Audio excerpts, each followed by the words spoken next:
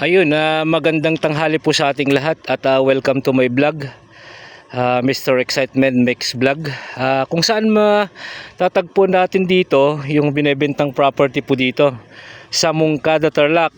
Ito po siya, sumusukat po ito ng 207 hectares 207 hectares po at Moncada, Tarlac. Ayun, along 2-lane cemented road. Ito po yung kalsada niya. Ang frontage po nitong 207 hectares is 1 kilometer. Ayan po. Napakagandang property. Pero napakaluwang. Ayan po siya.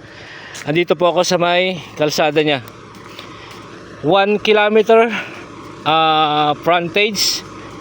207 hectares. 56 titles. Ayan, kompleto po. Nakahawak po ay SPA, General SPA. Ayan, may naka General SPA po dito. Hawak po niya lahat ng documents ng property. Ayan po siya, kompleto po mula po sa title, tax declaration, SOA, cadastral map, lot plan or vicinity map. Ayan po, kompleto po. Ayan, napakaluwang na property. Ito po good as agricultural land, flat na flat po siya. Napakagandang latag niya, flat na flat po siya. Mula po doon sa may banda ron, pinanggalingan ko halos 1 kilometer po nakaluwang ng ano niya, kahaba ng frontage niya. Ang dulo po niya hanggang dyan po sa may yung buli na yan. Ayan yan, buli po na yan. Tapos pag ganun po siya, diretso po dito sa may kalsada. And then dun po sa dulo nito is irrigated. Pangasinan po sa dulo niyan, Pangasinan na po yung dulo.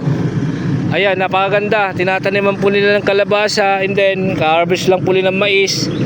Ayan, flat na flat po yung property. Ayan po.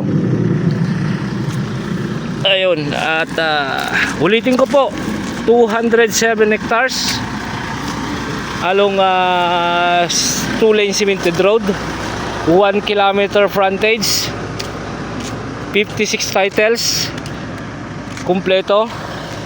Ayan, at isa lang po yung kakausapin, yung naka General SPA. Ayan, consolidated po ito, pero okay na okay po yung documents niya. Kulang na lang po buyer. Ayan. At Moncada, Tarlac po, Moncada, Tarlac, itong property. Ayan, kaganda ng property. Flat na flat po siya. Ayan, diretso po. Karamihan tinatanim po dito mais. Pero ngayon po tagulan, siguro mag-ano po sila ng palay. Alam ko ito direct seeding po ito Ito to, dry seeding yung sabihin nila. Ito po kalabasa yan. Ayan, yun po banda ron, mga mais po yung mga doon. Ayan, mga mais po yan. Ayan, until my next video, Mr. Excitement Mix Vlog. Salamat po.